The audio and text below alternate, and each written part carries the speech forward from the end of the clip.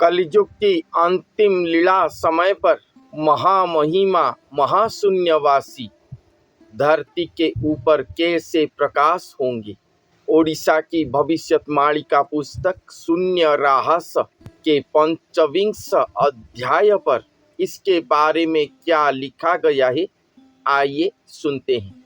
महिमा महाशून्यवासी मर्त्य विजय भावे आसी। महिमा महाशून्यवासी मर्त्य पर विजय करेंगे किसी के भाव के द्वारा आकृष्ट होकर। तो वो कौन है, वो किस तरह की भाव भक्ति प्रेम प्रदर्शन करेंगे जिसके द्वारा स्वयं महाशून्यवासी प्रकाश होंगे धरती पर। मर्म निगम शून्य रस महिमा होइले प्रकाश। वो जो शून्य रस है जो कि कलयुग के अंत समय पर प्रकाश होगा, जिसके द्वारा महिमा स्वयं धरती पर प्रकाश होंगे, वो शून्य रस का मर्म कैसे प्राप्त होगा। मर्म को बाट शून्य द्वारा महिमा से पथे बाहर।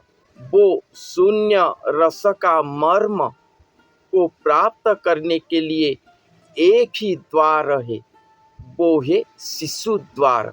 और वही शिशु द्वार के पथ पर ही स्वयं महिमा प्रकाश होंगे धरती पर। तो ये शिशु द्वार क्या है?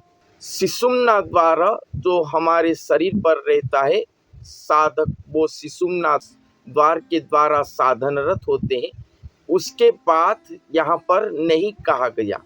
शिशु एक नवजात शिशु, उसी के भाव के बारे में यहाँ पर कहा गया है। और एक नवजात शिशु की क्रंदन, जब एक नवजात शिशु को भूख लगता है तब वो रोता है, और वो तब तक रोता है जब तक वो अपने माँ के गोद पर न चले जाए। यही शिशु भाव के द्वारा ही भगवान को पाया जा सकता है। ये आप शास्त्र वेद उपनिषद भक्ति योग सभी पर पाओगे। ये सब हम जानते हैं, मगर इसे कभी भी हम कर नहीं पाए, आचरण पर नहीं ला पाए। मगर ये कलियुग के अंत समय पर एक महापुरुष आएंगे जो कि ये करेंगे। वही शिशु भाव को अपने अंदर लाएंगे। उनका लक्ष्य स्वयं महामहिमा महाशून्यवासी स्वयं सृष्टिकर्ता भगवान, वो नारायण ब्रह्मा शिव इनके अंदर नहीं रहेंगे। स्वयं जो आज तक छुप कर रहे हैं, अपने सृष्टि को निर्माण करके ब्रह्मा विष्णु महेश्वर देवी देवताओं के हस्त देकर महाशून्य पर छुप कर रहे हैं, उन्हें पुकारेंगे। और उन्हें पुकारने के लिए कोई साधना असाधना अणसाधना ब्रह्म साधना शक्तिवंत पुरुष कोई भी अपने आप को इतने बड़े प्रमाणित करके उनके पास नहीं पहुंच पाएंगे। इसलिए जो आएंगे वो एक शिशु के भाव पर उन्हें पुकारेंगे। जैसे मैंने अभी कहा कि शिशु को जब भूख लगता है तब वो तब तक रोता है जब तक वो अपने माँ के गोद में न जाए। उसी तरह वो महापुरुष रोएंगे, रोते रोते महाशून्यवासी भगवान को पुकारेंगे, और भगवान विवश होकर धरती पर आएंगे। उनके पास पहुंचने के लिए यही एक रास्ता है, शिशु भाव। और इसी भाव को यहाँ पर शिशु द्वार के रूप में वर्णन किया गया है। यहाँ पर शिशुम्ना द्वार नहीं लिखा गया। ये शिशु शब्द को द्वार के रूप में वर्णन किया गया है, शिशु द्वार। और महिमा महाशून्यवासी को प्राप्त करने के लिए, धरती को लाने के लिए जो निगम शून्य रस की आवश्यक है, वो शून्य रस एकमात्र शिशु द्वार के द्वारा वो महापुरुष पाएंगे। ये बात उसके बाद लिखा गया है, मुनि जगिछि शिशु द्वार भुंजीबा पाई सुधाधार। वो मुनि जो भगवान को प्राप्त करेंगे वो अपने आप को जागृत करके शिशु द्वार पर बैठे हुए हैं, जागृत होकर बैठे हुए हैं कि वो महिमा महाशून्यवासी के सुधा रस को वो आप्यान कर सकेंगे। महिमा भेटो मुनि पास, मुनि महिमा देखी तो स।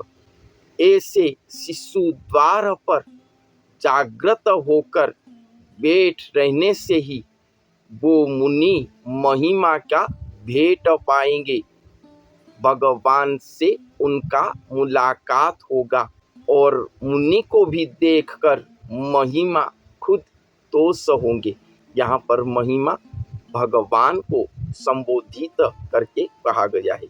महिमा महाशून्यवासी आनंदे मुनि गर्भे बसी। ऐसे धरती पर एक मुनि वर को देखकर महिमा महाशून्यवासी खुद आनंदित होंगे और वो मुनि के गर्भ के अंदर प्रवेश करेंगे। महामहिमा जोगेश्वर उद्गारी होइले बाहर, मुनि सुफल पान करी मुखरु महिमा उद्गारी।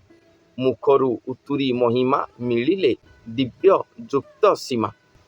वो मुनि के गर्भ के अंदर प्रवेश करने के बाद महामहिमा जोगेश्वर खुद उद्गिरण होंगे, उद्गिरण होके बाहर आएंगे। जैसे आग्नेयमुखी पर उद्गिरण होता है तब जो ज्वाला, जो लावा निर्गत होता है वो पर्वत के ऊपर से ही वो बहता है।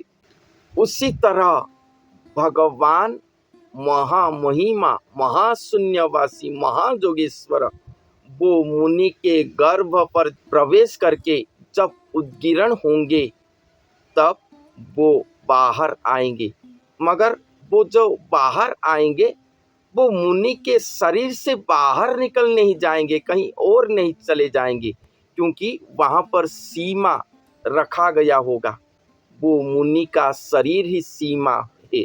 इसीलिए कहा गया है कि मिलिले दिव्य जुक्त सीमा, अर्थात वो मुनि का शरीर ही उनके सीमा है, उसी के अंदर ही वो रहेंगे। जो महिमा उद्गिरण होता होगा वो मुनि के शरीर के अंदर ही सीमित रहता होगा।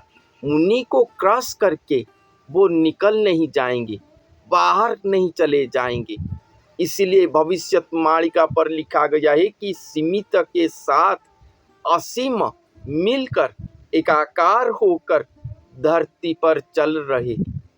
सीमित के साथ असीम मिलकर एकाकार होकर धरती पर चल रहे हैं। सीमित कौन है? ना मनुष्य शरीरधारी वो महापुरुष।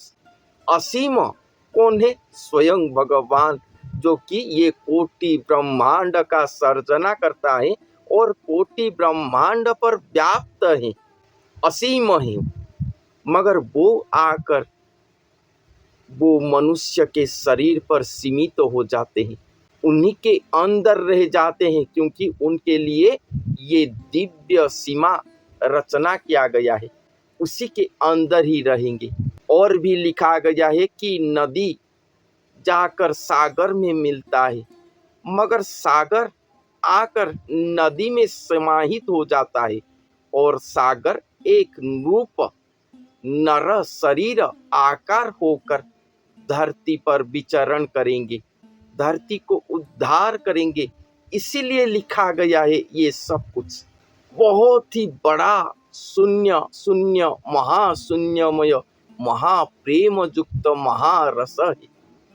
जिनके शरीर पर ये दृश्य होता होगा वो ही ये अमीय रस को आप्यान करके महा आनंद पर विचरण करते होंगे, वो ही ये प्रेम रस को वर्णन कर पाते होंगे।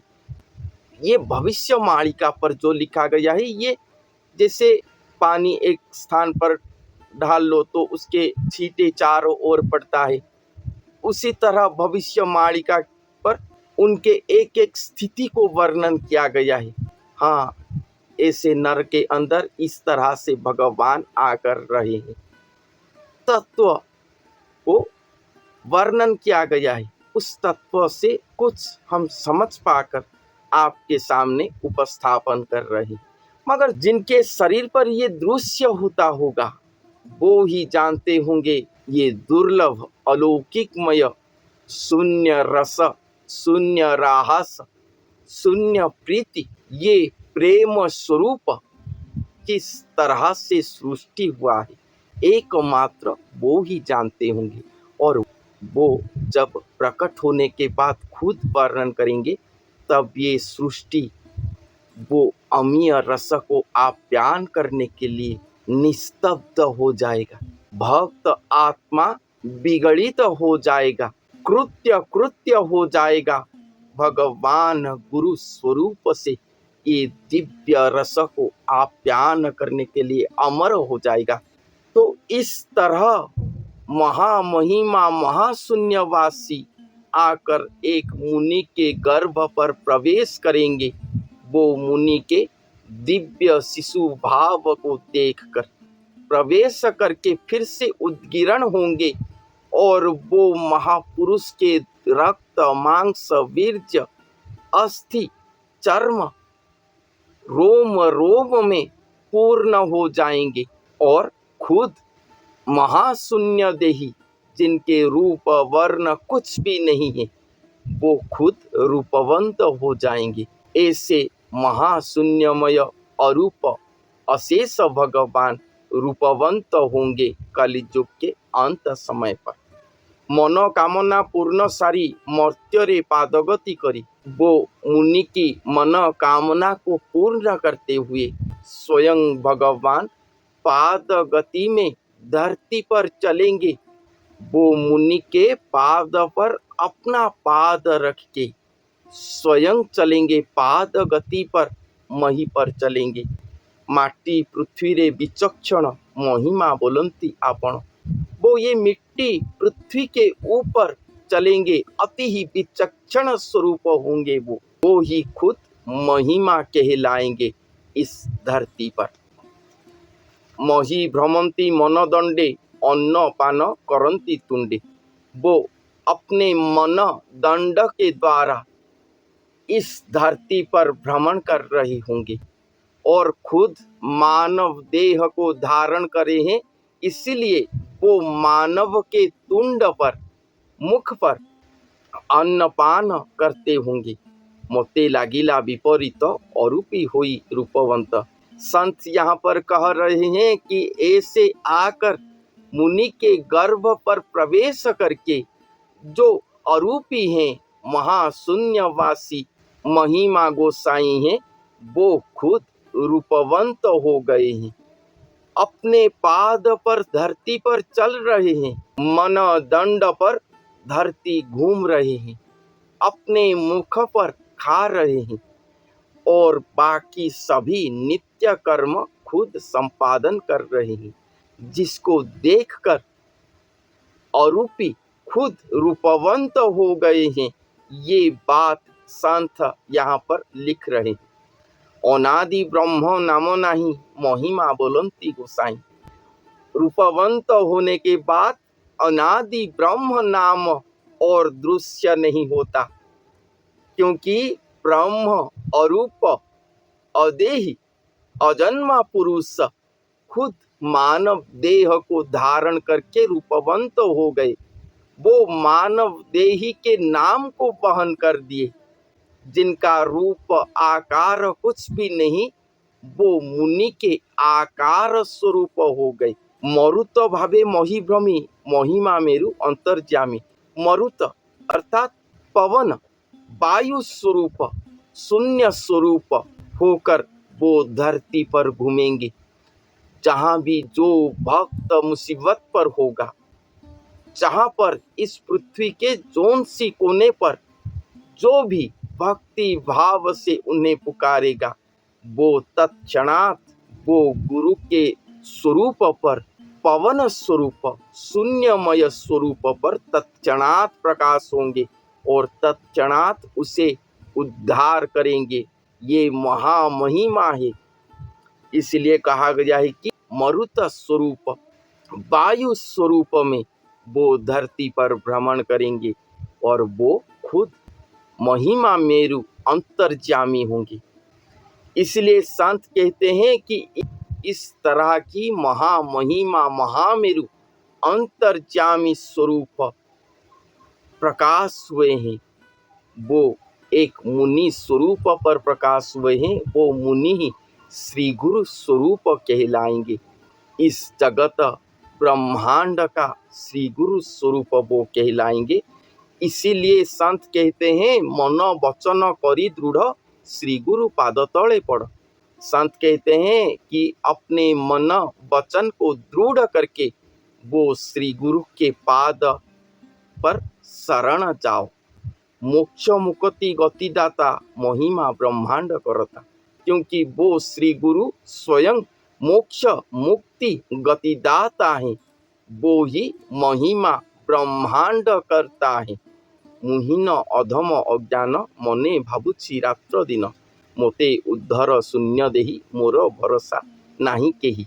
संत कहते हैं कि मैं भी एक हीन अधम अज्ञान हूँ और वही महापुरुष को रात्र दिन अपने मन में ही भावना कर रहा हूँ और उन्हीं के शरण गया हूँ और उन्हें रात्र दिन प्रार्थना करता हूँ कि मुझे भी ये पापमय पृथ्वी से उद्धार करें। संत ये बात कह रहे हैं। ऐसे महामहिमा महाशून्यवासी महापुरुष कलियुग के अंत समय पर आएंगे। ये बात को जानकर 600 साल पहले वो महापुरुष खुद उनको वंदना कर रहे हैं, उनके पास शरण जा रहे हैं कि मुझे उद्धार कर ले। मैं भी एक दीनहीन मूढ़ अज्ञान व्यक्ति हूँ, आप मुझे भी उद्धार कर ले। तो अब हम मनुष्यगण उनको क्यों नहीं प्रार्थना कर पाएंगे? वो कौन है, कौन से रूप को धारण करे हैं, कहाँ पर हैं, इसके बारे में हम कुछ भी नहीं जानते। फिर भी उनके रूप गुण के बारे में जानकर, उनके महिमा के बारे में जानकर उनके पास क्यों शरण नहीं जा पाएंगे? जबकि 600 साल पहले महापुरुष खुद लिखकर उनके शरण गए हैं कि मुझे आप उद्धार कर ले। तो हम उनके अनुसरण करके वो महापुरुष के शरण क्यों नहीं जा पाएंगे? हमारा मन बुद्धि हृदय सभी अगर उनको मान ले, ऐसा महापुरुष आएंगे तो वही महापुरुष के पास अपने आप को शरण लेना संभव होगा, सहज होगा। और हम उनके चरण पर शरण जाके अपने आत्मा की मुक्ति भिक्षा कर सकते हैं। और वो दिव्य श्री गुरु स्वरूप है, वो जरूर ही हमें उद्धार कर लेंगे, चाहे वो अभी देहधारी होकर रहे हो या ना हो। मगर गुरु हमेशा ब्रह्म स्वरूप पर, इस धरती पर, इस शून्य आकाश पर, इस ब्रह्मांड पर पूर्ण संपूर्ण स्वरूप में विराजमान होते हैं, ये शास्त्र कहता है। इसलिए उन्हीं के चरण पर शरण जाना सुजन जनों की एकमात्र कर्म है और वो ही एकमात्र उद्धार करता है ये कलियुग पर। तो आज के लिए इतना ही। धन्यवाद।